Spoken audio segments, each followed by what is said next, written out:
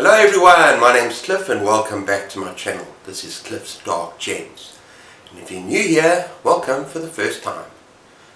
Today we're going to be doing a reading update for the month of April. Stay tuned.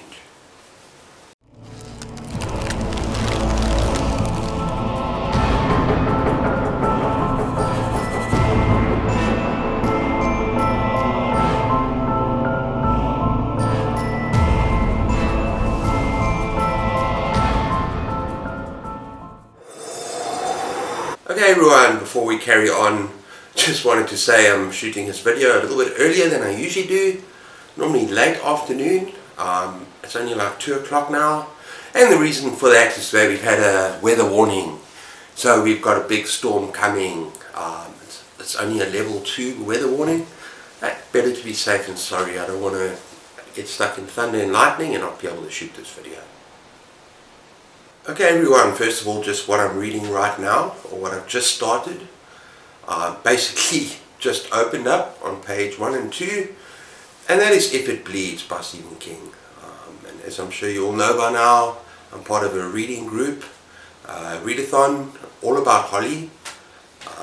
And every month we've been looking at all sorts of books about Holly, where Holly is a character in Stephen King books. And next month it's the final one, the novel Holly. So yeah, this is the last lead up to the main event, and I'm looking forward to it. And I'm also reading right now a short story collection from one of my favorite authors, and that is Ray Bradbury, I Sing the Body Electric. Now I have to be honest, I'm not quite halfway through, and this is probably the weakest of all the Ray Bradbury books I've read so far. It's a short story compilation, and none of them have really hit home. I can't really judge the book yet because I have heard that some of the main story, I Sing the Body Electric, is actually very good, and some of the ones coming after it, but nothing has really impacted on me as of yet. But it just seems to lack some of the magic, and I don't know, some of the stories are kind of confusing. And it seems like he doesn't really know where to go with a lot of these tales, unlike some of the other stuff like in The Illustrated Man, The Martian Chronicles, what's the other one I love so much, Dandelion Wine. But we'll see. I'll let you know when I finish the entire collection, how I feel. Okay, now for the books that I've actually finished. First of all, we got Wormwood with Chad Lutzke and Tim Mayer. Now it's important to note here that this is a collaboration, so you have two separate voices in this particular novel. They are two very talented writers, but sometimes when you combine voices of different authors, when they collaborate together to make a story, whether it's a novella or novel, it doesn't always work out as planned. Now, that's not really the case with this story. I enjoyed it. I gave it 4 stars. But in comparison to all the books I've read by Chad Lutzke, 3 of them, all of those have been 5 stars. And there was something about this particular book, it lacked the magic, it just lacked the kind of heart that you find in some of Chad Lutzke's other works. And I kind of think it's just something to do with the writing and the collaboration between the 2 authors. But anyway, what's it about? It's about this boy. And his mother travels constantly. It's almost like a nomad because she goes where the work takes her. And unfortunately for this boy, he's never able to actually make friends. He's never able to settle down. And so he goes from town to town. And he arrives in his town and he gets in with the wrong crowd. And in particular with this older girl who leads him down a dark path. And yeah, this is a very dark coming-of-age story. I did really enjoy it. The one thing that it did do is that it kind of reminded me a little bit of my youth.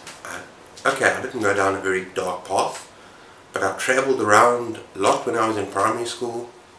When I was in grade 5, I was living in South Africa, being at a nice school, had a lot of friends, played rugby, was kind of popular, and then my dad had to work in England, so we moved over there for 2 years, and everything changed a little bit because then you have to make new friends. You have to kind of familiarize yourself into a strange environment. And for me it was a foreign environment, and I was a foreign new kid. And it didn't go down too well. And then when I moved back, and I also thinking about it, this school they didn't have rugby. I was a rugby guy. I went back to Grey High School in Port Elizabeth, a South African school, and I tried to start playing again. Forgot all the rules, started from the bottom. My friends didn't really know me anymore. I was a different person. So you kind of have to start again every single time. And that's kind of the central premise of this particular story. And this boy has to learn, and in this book he learns the hard way. The kind of friends he meets and the kind of company he associates himself with. And it does get very dark and grim, and I enjoyed it. But as I say, it's just 4 stars because the voice was not the same as what I know Chad Liskey is. Fabulous writer. So that is Wormwood. Okay, and a book I just finished today is Obsidian Murders, the Midnight Detective Agency by Nicole and I, which is a pseudonym. And this is basically from a fellow booktuber, Nicole's Bookish Nook, and I'm going to be chatting to her on Sunday. I'm going to be chatting to her about her book, about horror and maybe all sorts of other stuff. It's going to be kind of fun. And I have to say I really enjoyed this book.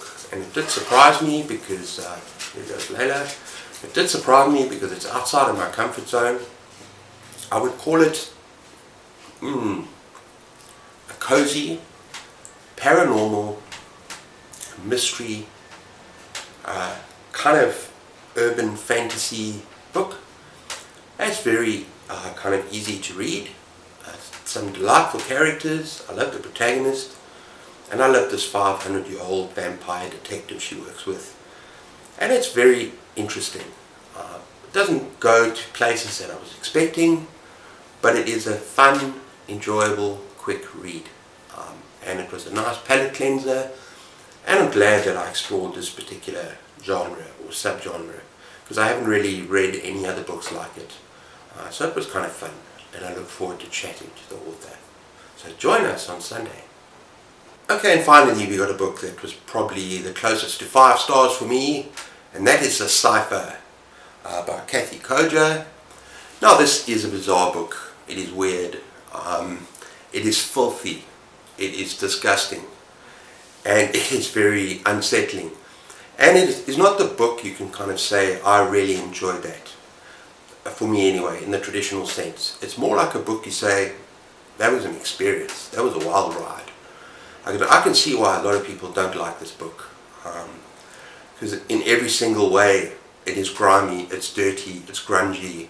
The characters are incredibly unlikable, hateful, except for maybe 1 or 2 of them on the periphery.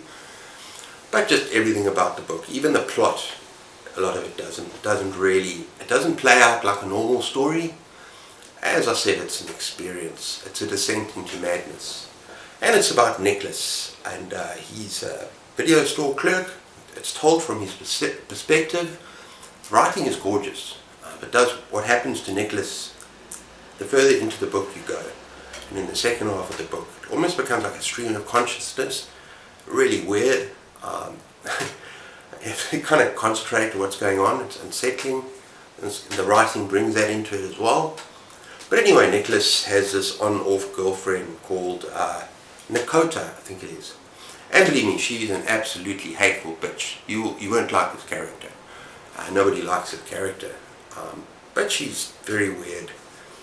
And they both find this black hole at the end of this that's a rundown apartment building. And his apartment is just a frickin' mess. And they find this black hole in this cupboard space at the end of this apartment block down this passageway. And it's a black hole, and they call it the fun hole because it has this very weird, you throw things down there, and it starts off right at the beginning with insects and bugs, and they come back transformed. And so it's this curiosity, particularly from Nakota's point of view, because she's sick, and stuff comes back transformed, and I'm not really giving a spoiler away, that turns on. It's sick. It turns on and they get with it in the cupboard. And then they get more and more kind of, or she gets more and more like, let's throw this down, let's do this, and this curiosity turns into an absolute obsession. And then you get all these other characters. They come into the picture and they are freaking nasty and horrible and onlookers and just leeches. And that obsession leads to madness. And as I say, this book's not for everyone. There's a lot of body horror, there's a lot of grotesque imagery, which was part of the appeal for me. I think if you're a Clive Barker fan, you'll love this book, possibly. But it's unlike anything I've ever read. It's not Stephen King. Don't go in there expecting a normal story. It's completely bizarre. It's completely weird. But it was an experience for me. And I kept turning the pages and I kept being drawn back to this book. Just as all these messed up characters were drawn to that black hole, the fun hole, time and time again. So yeah, that's the Cipher. Okay everyone, so that's my reading update so far for the month of April. Hope you enjoyed that. Just a reminder, join me on Sunday for the live show. And let me know if you've read any of these books that I mentioned today. What did you think of them? Let me know in the comments down below. And anyway, take care of yourselves. Keep those pages turning. And cheers.